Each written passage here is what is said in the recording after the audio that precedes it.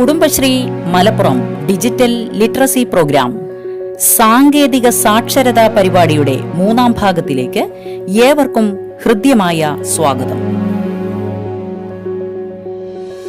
പ്രിയപ്പെട്ടവരെ, വാട്സപ്പ് എങ്ങനെ ഫലപ്രദമായി ഉപയോഗിക്കാമെന്ന് നമ്മൾ കഴിഞ്ഞ വീഡിയോയിൽ പഠിച്ചുവല്ലോ.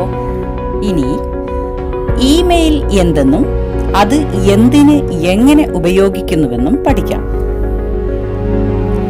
എന്താണ് ഇമെയിൽ? ഇലക്ട്രോണിക് സംവിധാനങ്ങൾ ഉപയോഗിച്ച് സന്ദേശങ്ങൾ കൈമാറുകയും ശേഖരിക്കുകയും ചെയ്യുന്ന സംവിധാനമാണ് ഇമെയിൽ. ഇലക്ട്രോണിക് മെയിൽ എന്നതിന്റെ ചുരുക്കപ്പേരാണിത്. അതായത് ഇന്റർനെറ്റ് വഴിയുള്ള കത്തിടപാട് എന്ന് പറയാം. ഗൂഗിൾ നൽകുന്ന ഇമെയിൽ സേവനമാണ് ജിമെയിൽ. ഒന്നിലധികം ആളുകൾക്ക് വിവരങ്ങൾ കൈമാറുന്നതിന് ഇതുപയോഗിക്കാം. എഴുതി അയക്കുന്നതിനു പുറമെ ഫോട്ടോ, വീഡിയോ, ഡോക്യുമെന്റുകൾ എന്നിവയൊക്കെ ജിമെയിൽ വഴി പങ്കുവയ്ക്കാനാവും. അതിനായി ആദ്യം നമ്മളൊരു ജിമെയിൽ അക്കൗണ്ട് തുടങ്ങണം. ജിമെയിൽ വിലാസത്തിന് 2 ഭാഗങ്ങളുണ്ട്. ഉപഭോക്തൃനാമം അഥവാ യൂസർ നെയിമും ഡൊമെയിൻ നാമവും. ഇവയ്ക്കിടയിലായി @ എന്ന ചിഹ്നവും ഉപയോഗിക്കുന്നു.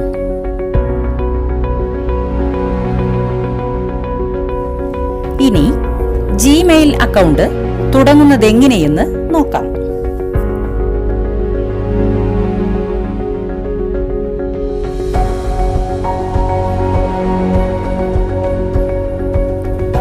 ഗൂഗിളിൽ കാണുന്ന സെർച്ച് ഐക്കണിൽ ജിമെയിൽ എന്ന് സെർച്ച് ചെയ്താൽ ഇതിനായുള്ള ലിങ്ക് ലഭിക്കും.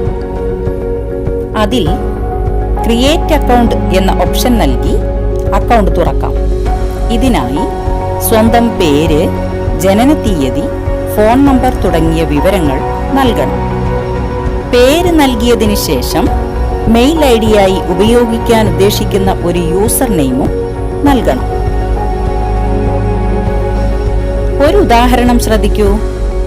ഉഷ എന്നയാൾ തന്റെ യൂസർ ഐഡിയായി ഉഷ 123 ഉഷ ഇങ്ങനെ എന്തെങ്കിലും പേരുകൾ നൽകുന്നു. അപ്പോൾ ഉഷ 123@gmail.com എന്ന രീതിയിൽ മെയിൽ ഐഡി ലഭ്യമാകും. ഓരോ മെയിൽ ഐഡിക്കും ഒരു പാസ്വേഡ് കൂടി നൽകണം. അക്ഷരങ്ങൾ, സിംബലുകൾ എന്നിവയെല്ലാം ചേർന്ന് വരുന്ന പാസ്വേഡാണ് നൽകേണ്ടത്. ഇങ്ങനെ 8 അതിലധികമോ ക്യാരക്ടറുകൾ പാസ്വേഡിൽ ഉണ്ടാകണം.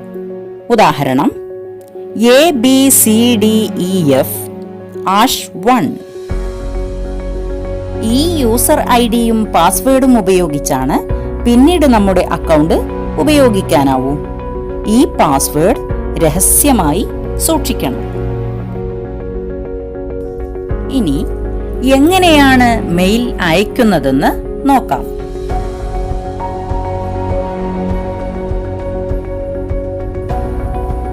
ജിമെയിൽ ആപ്ലിക്കേഷൻ ഓപ്പൺ ചെയ്താൽ മെയിൽ വന്നത് കാണാനാവും.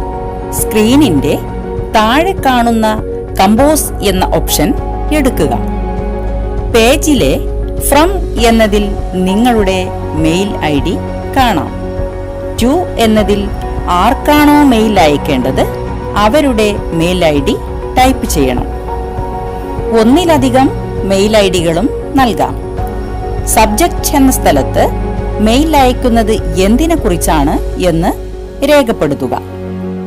അതിനും താഴെ കാണുന്ന കമ്പോസ് മെയിൽ എന്നിടത്താണ് കണ്ടന്റ് എന്താണെന്ന് ടൈപ്പ് ചെയ്യേണ്ടത്. ഇനി എങ്ങനെയാണ് ഒരു ഫോട്ടോ അല്ലെങ്കിൽ ഫയൽ അയക്കുന്നതെന്ന് നോക്കാം. സ്ക്രീനിന് മുകളിൽ കാണുന്ന ഐക്കണിൽ ടച്ച് ചെയ്താൽ attach file, insert from drive എന്ന 2 ഓപ്ഷനുകളുള്ള ചെറിയ സ്ക്രീൻ തെളിയും.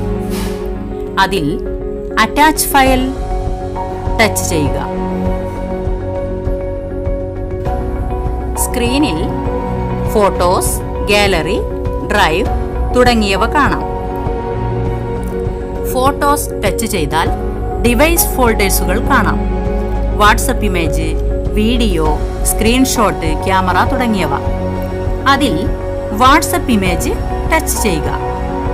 നിങ്ങളുടെ സ്ക്രീനിൽ ഫോട്ടോകൾ തെളിയും. നിങ്ങൾ അയക്കാൻ ഉദ്ദേശിക്കുന്ന ഫോട്ടോയിൽ ടച്ച് ചെയ്താൽ ഫോട്ടോയിൽ സ്ക്രീനിൽ കാണുന്നത് പോലെയുള്ള അടയാളം കാണുന്നതാണ്. സ്ക്രീനിന് മുകളിലെ ഡൺ എന്നെഴുതിയ സ്ഥലത്ത് ടച്ച് ചെയ്തു കഴിഞ്ഞാൽ നിങ്ങളിൽ നിന്നും ഫോട്ടോകൾ ഫോർവേഡ് ചെയ്തതായി മനസ്സിലാക്കാം. ഇതേപോലെ ഡോക്യുമെന്റുകളും മറ്റും മെയിൽ ചെയ്യാവുന്നതാണ്.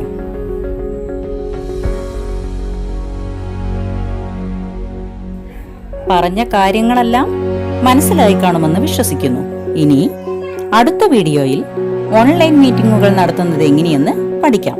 എല്ലാവർക്കും ശുഭദിനം ആശംസിക്കുന്നു. നന്ദി, നമസ്കാരം.